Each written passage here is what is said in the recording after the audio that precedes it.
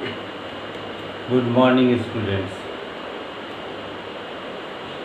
आज के वीडियो में मैं ब्रोंस्टेड-लोरिक के कंसेप्ट को बताने जा रहा हूँ। ये सेकेंड कंसेप्ट है। कल के वीडियो में मैंने आर्हेनियस कंसेप्ट को देखा था।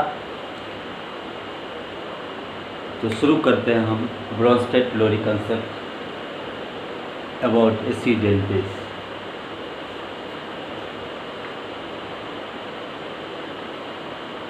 ब्रोंस्टेड-लोरिक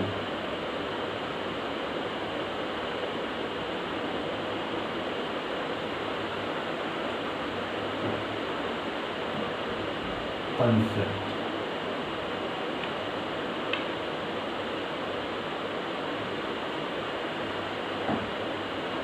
ब्रोंस्टेड-लोरिक कंसेप्ट प्रोटॉन बेस है। आप इसे प्रोटॉन कहते हैं।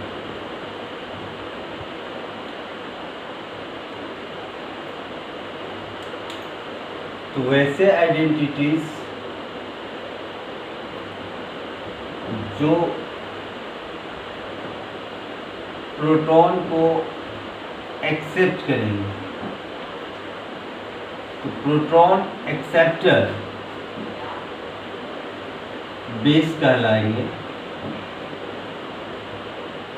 एंड प्रोटॉन डोनर एसिड कहलाते हैं। यानी proton donor and proton acceptor.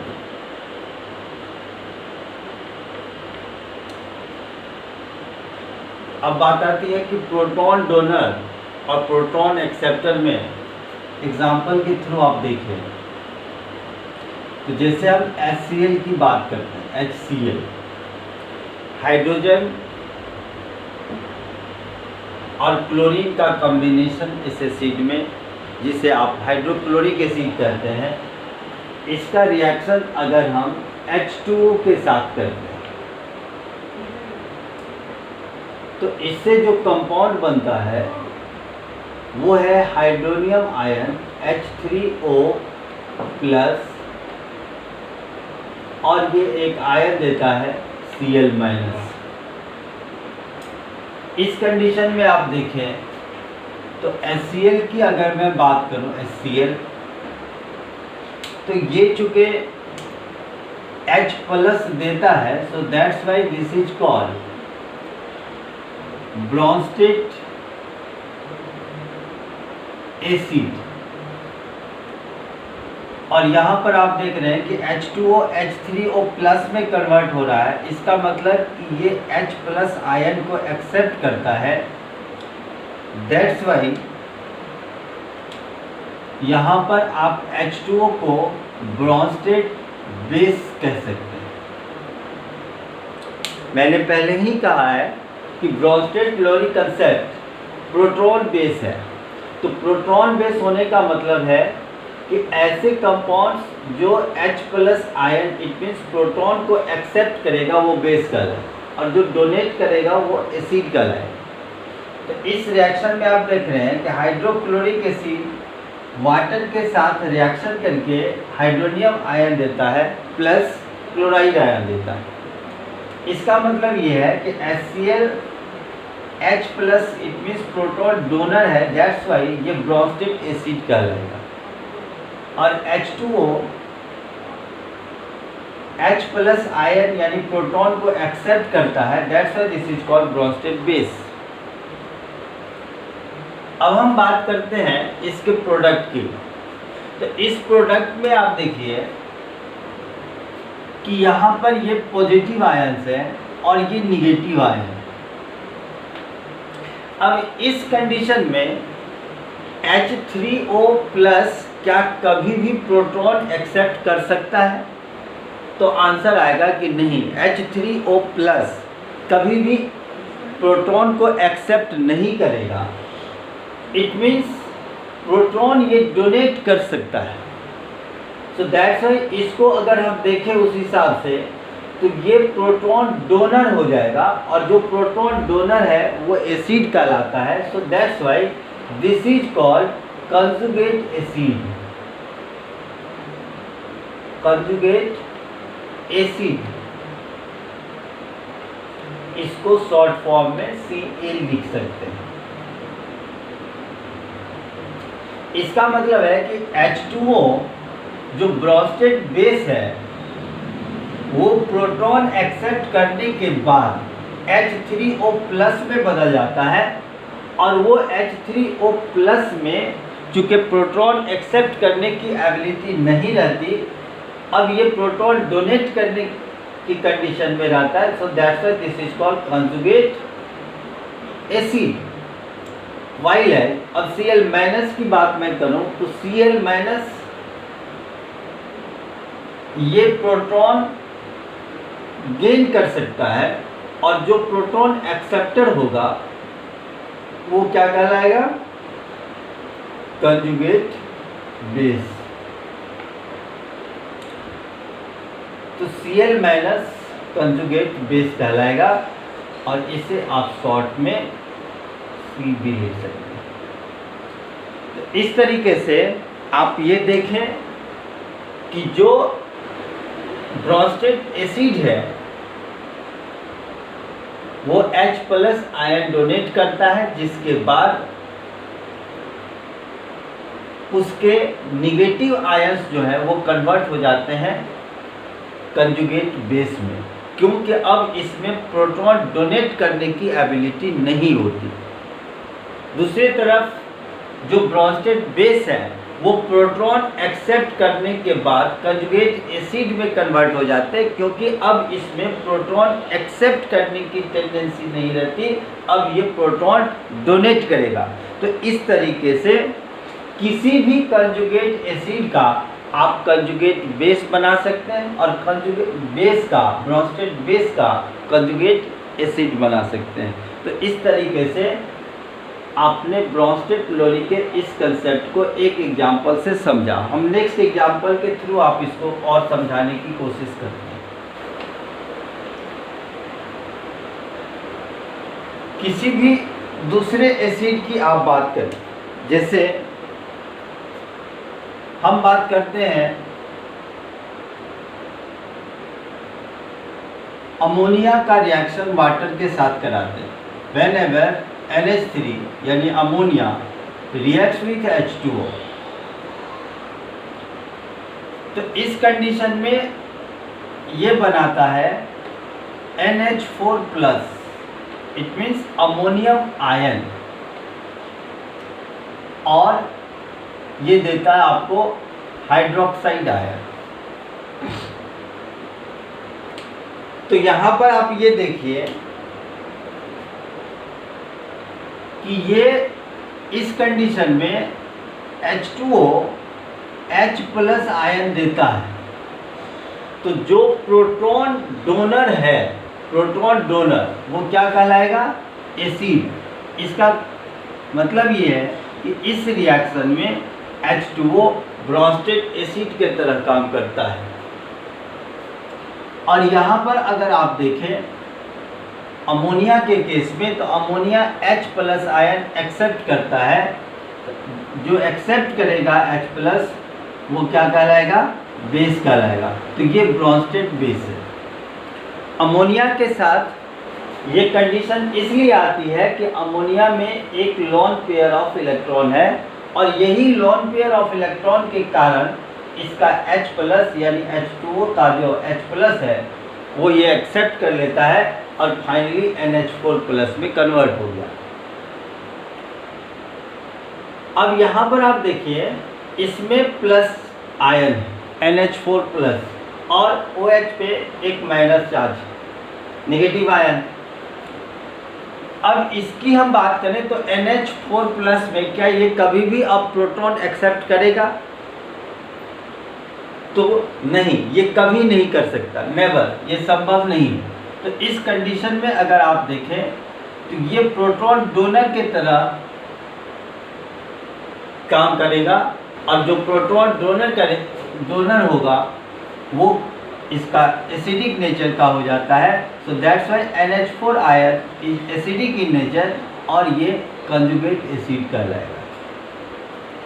ठीक उसी तरीके से हाइड्रोक्साइड आयन में H+ को गेन करने यानी एक्सेप्ट करने की टेंडेंसी होती है, और ये हाइड्रोक्साइड आयन ये कंजुगेट बेस कहलाएगा। तो यहाँ पर आप देख रहे हैं कि वाटर में दोनों टेंडेंसी है, ये डिपेंड करता है कि किसके साथ इसका रिएक्शन आप करा रहे हैं। आप पहले रिएक्शन में जब HCl के साथ आपने कराया था तो उस कंडीशन में ये H2O बेस की तरह काम किया था, और अमोनिया के साथ जब आप इसका रिएक्शन करा रहे हैं तो यहाँ पर ये एसिड के तरह काम करता है। इसका मतलब है कि ब्रॉन्स्टेड-लोरी कंसेप्ट के हिसाब से किसी भी कंपाउंड का नेचर जो है उसके रिएक्टेंट के बेस पर डिपेंड करता है। इसका मतलब ये नहीं है कि H2O एसिडिक नेचर का या बेसिक नेचर का होता है। इस रिएक्शन भर के लिए ये आपको देखना है कि अमोनिया के कारण वाटर में एसिडिक नेचर आया, क्योंकि ये H+ इससे एक्सेप्ट कर लेता है। उस रिएक्शन में आप देखें तो H2O में HCl के कारण बेसिक नेचर आया था। इसका मतलब ये नहीं है कि आप उस सॉल्यूशन के अलावे H2O को एसिडिक या बेसिक नेचर में मान लें, ऐसा संभव नहीं है। ये डिपेंड करता है कंडीशन उस रिएक्शन पर कि रिएक्टेंट में आपने किसके साथ उसका रिएक्शन करवाया। तो इस तरीके से आप कंजुगेट एसिड और कंजुगेट बेस को भी समझ गए। तो ब्रॉन्स्टेड-लोरी कंसेप्ट के हिसाब से किसी भी कंपाउंड में अगर कोई भी आइडेंटिटी प्रोटॉन एक्सेप्ट करता है तो बेस, और प्रोटॉन डोनेट करता है तो एसिड कहलाएगा। तो इस तरीके से यहाँ पर आर्हेनियस कंसेप्ट से थोड़ा सा ये अलग है, क्योंकि उसमें ये था कि वाटर मॉलिक्यूल्स का प्रेजेंस होना किसी भी एसिड या बेस के लिए ज़रूरी था, लेकिन इस रिएक्शन में वाटर मॉलिक्यूल्स की कोई कंसेप्ट नहीं है, कोई आइडेंटिटी नहीं है। यानी यहाँ पर वाटर मॉलिक्यूल्स रहे या फिर कोई दूसरा सॉल्यूशन हम रखें तो उस कंडीशन में भी होगा। जैसे अमोनिया का रिएक्शन आप हाइड्रोक्लोरिक एसिड के साथ भी करा लें तो यहाँ पर भी यही कंडीशन आएगी कि ये NH4+ में कन्वर्ट होगा और ये क्लोराइड आयन देगा। इस कंडीशन में देखें तो यहाँ पर लॉन पेयर ऑफ इलेक्ट्रॉन है, जिसके कारण ये प्रोटॉन को एक्सेप्ट कर लेता है, तो ये ब्रॉन्स्टेड बेस कहलाएगा। जबकि ये प्रोटॉन डोनर है, इसीलिए ये ब्रॉन्स्टेड एसिड कहलाएगा। अगर हम इसकी बात करें तो ये अब प्रोटॉन एक्सेप्ट नहीं कर सकता, डोनेट कर सकता है, तो जो डोनर होगा वो कंजुगेट एसिड हो जाएगा और जो एक्सेप्टर है वो कंजुगेट बेस कहलाएगा। तो इस तरीके से यहाँ पर ज़रूरी नहीं है कि वाटर मॉलिक्यूल्स का प्रेजेंस हो ही। विदाउट वाटर ये किसी भी सॉल्यूशन के साथ रिएक्शन करके इस तरीके से कंपाउंड का फॉर्मेशन कर सकता है, जिससे आपको पता चल जाएगा कि कौन सा बेस है और कौन सा एसिड है। अब थोड़ा सा हम लोग आर्हेनियस कंसेप्ट से इसका कंपैरिजन करें तो अभी आपने देखा कि वाटर मॉलिक्यूल्स का प्रेजेंस रहना जरूरी नहीं है ब्रॉन्स्टेड में, जबकि आर्हेनियस में ये कंडीशन था कि वाटर मॉलिक्यूल्स का प्रेजेंस होना जरूरी है। विदाउट वाटर कोई भी एसिड जब तक वाटर में डिसॉल्व नहीं होगा तब तक H+ आयन नहीं देता है। तो जब तक H+ आयन देगा नहीं तो फिर आर्हेनियस के हिसाब से हम उसे डिफाइन नहीं कर सकते। तो इस तरीके से यहाँ पर आपने प्रोटॉन बेस्ड कंडीशन पर यहाँ पर आपने देख लिया। बहुत सारे ऐसे एग्जाम्पल्स आएंगे, जैसे कुछ और देख लेते हैं हम लोग। NH2-, इसे आप आइडेंटिटी कहे तो कुछ और आइडेंटिटी हम लेते हैं।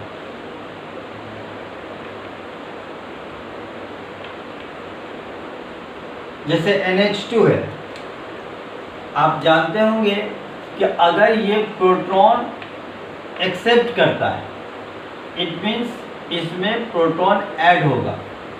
अगर इसमें प्रोटॉन ऐड हुआ तो ये कन्वर्ट हो जाएगा NH3 में। तो जो एक्सेप्टर है वो क्या कहलाएगा? बेस कहलाएगा। तो ये बेस है। कौन सा बेस? Conjugate base. और अगर यही प्रोटॉन डोनेट करता है तो ये NH2- में कन्वर्ट हो जाएगा। तो जो डोनेट करेगा वो क्या कहलाएगा? एसिड। सो ये कंजुगेट एसिड है। इसका मतलब है NH2- का कंजुगेट बेस NH3 और इसका कंजुगेट एसिड जो है वो NH हो जाएगा।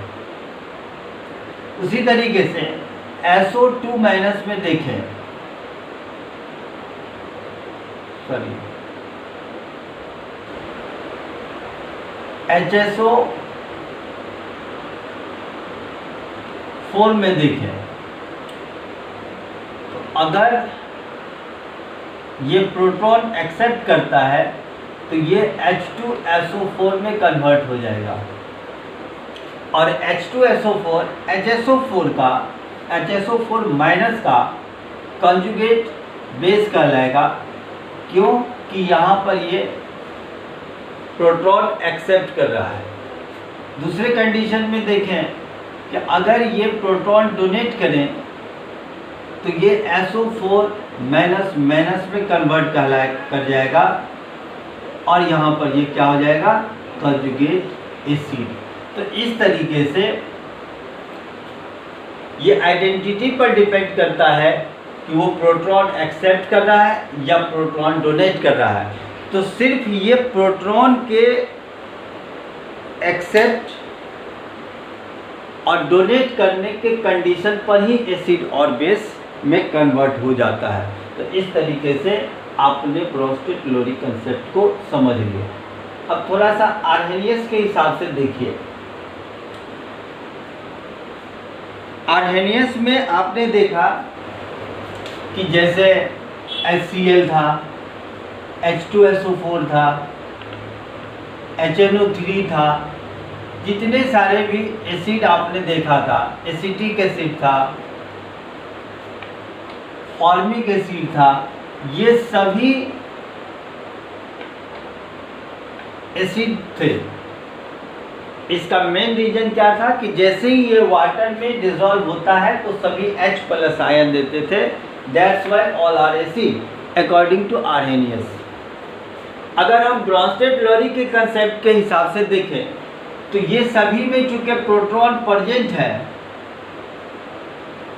तो ये सभी प्रोटॉन देगा। H+ Cl- में ये कन्वर्ट होगा। H2SO4 को देखें तो ये 2H+ सल्फेट आयन देगा। उसी तरीके से HNO3 को आप देखिए तो ये H+ NO3- देगा। एसिटिक एसिड को देखें तो ये भी H+ देता है प्लस CH3COO- में कन्वर्ट होगा। एंड फॉर्मिक एसिड को देखें तो ये भी H+ देता है और HCOO- में कन्वर्ट होगा। तो ये सभी H+ देते हैं। इट मीन्स ये सभी प्रोटॉन डोनर हैं। तो ब्रोंस्टेड-लोरी के हिसाब से प्रोटॉन को डोनेट करने वाले जितने भी आइडेंटिटी हैं all are acid.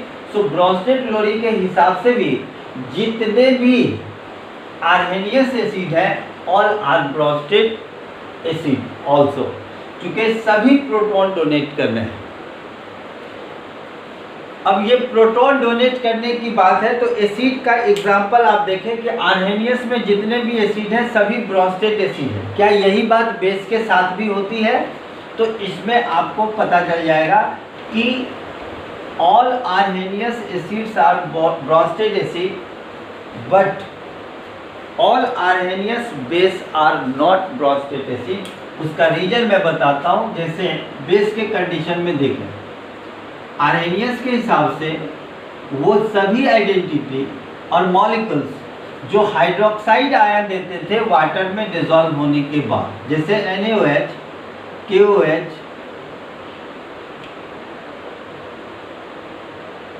MgOH whole twice, CaOH whole twice, it is. ये सभी कंपाउंड्स बेस कहलाते थे आर्हेनियस के अकॉर्डिंगली, क्योंकि सभी में हाइड्रोक्साइड आयन है और इसे वाटर में जैसे ही डिसॉल्व करेंगे तो ये हाइड्रोक्साइड आयन देगा। लेकिन चूंकि ब्रॉन्स्टेड-लोरी कंसेप्ट के हिसाब से प्रोटॉन को एक्सेप्ट करने वाले कंपाउंड ही बेस कहलाते हैं, तो यहाँ पर NaOH को अगर देखें या किसी भी बेस को आप ले लें तो ये प्रोटॉन एक्सेप्ट नहीं करता है। इसका मतलब है कि आर्हेनियस बेस को आप ब्रॉन्स्टेड-लोरी कंसेप्ट के हिसाब से बेस डिटरमाइन नहीं कर पाएंगे। So all Arrhenius bases are not Bronsted Lowry concept के हिसाब से नॉट ब्रॉन्स्टेड बेस। इसको ब्रॉन्स्टेड बेस नहीं कर सकते क्योंकि इसमें प्रोटॉन एक्सेप्ट करने की एबिलिटी नहीं है। So this is a drawback कि आप ब्रॉन्स्टेड-लोरी कंसेप्ट के हिसाब से आर्हेनियस बेसिस को बेस प्रूफ नहीं कर पाएंगे। मैंने पहले ही कहा था कि सभी कंसेप्ट में कुछ न कुछ एरर है और उसी एरर को